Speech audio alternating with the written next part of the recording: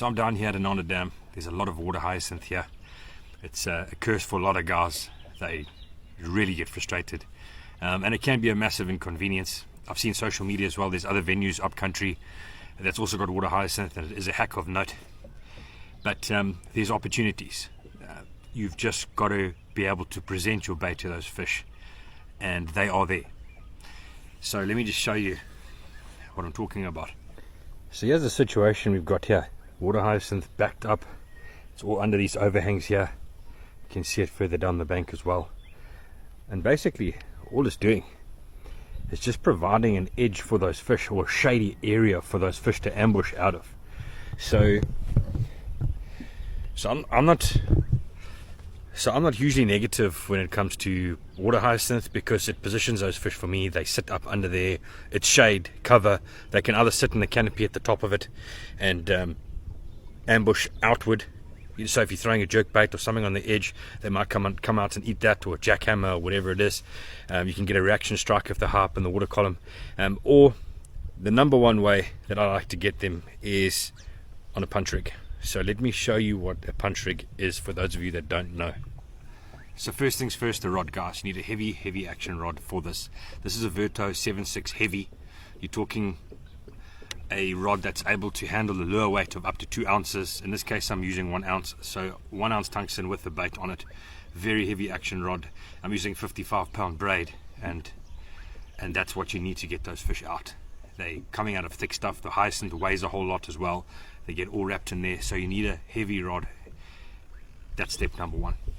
Reel wise, guys, you need a strong reel with a strong drag that can handle the braid, can handle kind of the physical abuse of the situation.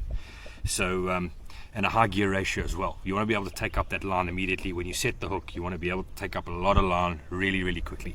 So super tough reel is what you want, guys. High gear ratio.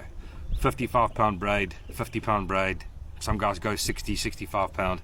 This is a 55-pound braid that I use. It's a Pesca 55-pound braid. It's a 9-strand or a 9-weave braid. It's phenomenal.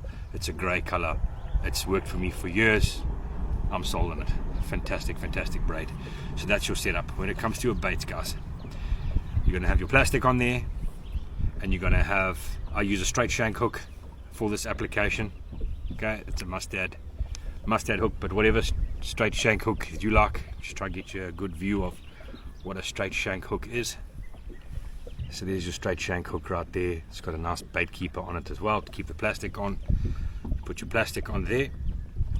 For this technique as well, I tie the Palomar knot, so you can check that out on YouTube. There's loads of videos on how to tie that Palomar knot, and it's perfect for this braid application. Weight wise, I'm currently using a 1 ounce tungsten weight. It's a big weight indeed, but I've got to be able to punch through, hence the name punching technique. I've got to be able to get through that hyacinth, or holes or gaps within that hyacinth, to get the bait inside there. So I think the rule of thumb, I think that is very important, because everyone can just go out and say, okay, I'm just going to punch with a 1 ounce tungsten. The rule of thumb is you want to use the lightest weight possible to be able to get through. It's just more natural. If I can get away with a 1/2 ounce, it's going to be half the size of that 1 ounce. It's just a better looking profile than this big chunk of tungsten on the front here. So have a look, guys. 1/2 ounce, 3/4 ounce, 1 ounce. In some scenarios you might even have to go to 1 1/4 ounce. It is just what it is. But for the most part, generally with the way things are at the moment, I'm going with the 1 ounce tungsten. And then you need a couple of stoppers. You can see those stoppers on there. So the bottom one, the first one I've got is a smart peg. The smart peg slides into that tungsten weight. It just gives it some support. Okay, and then I put 2 bobber stoppers above it. Okay, the reason for those bobber stoppers, guys, I don't want my weight to shift. I want it to be perfectly pegged. So when I punch through the tungsten, the weight goes through, the plastic's going through as well. I don't need the tungsten falling out and then the bait itself, getting stuck up in the hyacinth. So my hook's actually here, my weight's down on the bottom. So you want it to be sinking as a unit. The 2 just gives me extra support, and also if I burn one off, I have still got 1, so I don't have to sit down, retie my line, and then put another one on. So if I do burn one off, which does happen when you're catching fish on this technique, under pressure, the line's under pressure, they burn off, and that's why I have those.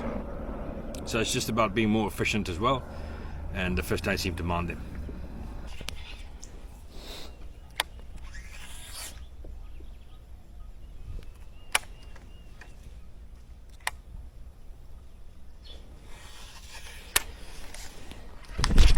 There's it, boys. There's a parade. That's what we do, boys. Get out of there. Get out of there. Come aboard. There you go, boys. Boom. That didn't take long at all. Got the D-bomb in the mouth. Very good. Right in the thick stuff there, boys. Lovely fish.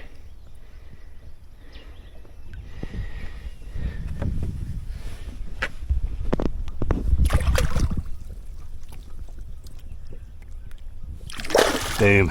Let's go. There's another one. Look at that, guys. Easy as that.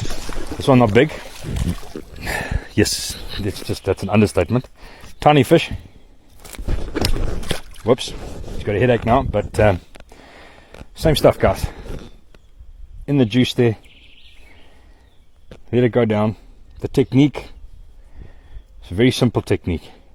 You just lob it in there, let it go down. A lot of times I'll eat it on the way down, and then you slowly bring it back up to the surface, towards the canopy, where the hyacinth creates that canopy. You bring it up towards the surface of the canopy, jiggle it around a bit, and then if you don't get bit, you take it out and you make your next presentation. All of this is just on the surface. Underneath that there's loads of water. Right in the back, find the water, there's it going down. Nothing ate it on the way down there. So I'm just going up and down,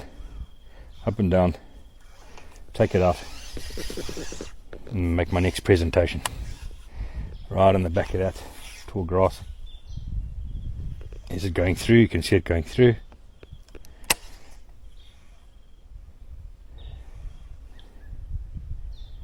Bring it over the next grass. There's a little bit more depth there. I can feel that because the line got tight. Give it a bit more depth. Give it a bit more line to get down. And then make your next presentation. Like right here. Got all of this big overhang. There's hyacinth here. Put it inside. And that's the technique, guys. That's how you get them. So here's just an example now. Got to re-rig up one of my plastics, but this is how I just keep my punch baits. So I like the D-bomb a lot. You can see that, a few different colors. A bit low on these guys. That's because I've been fishing up in the dirty water previously. So black, blue there as well. These are the baby destroyers. Those worked really nice as well. So those are options. Got the big destroyer. It's quite a big punch bait, that. You can see I'm under black, blue there as well. Bruiser or bruiser flash, I think they call it. But this is Texas Craw. I'm going to rig one of these up now. I like the look of that. I need to restock.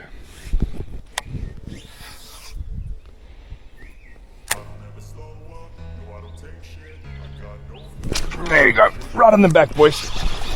Right in the back. Oh, he came off. He looks a bit confused. Check him cruising there. There we go, guys. That's what I'm talking about. Right up in the thick stuff, boys. Done.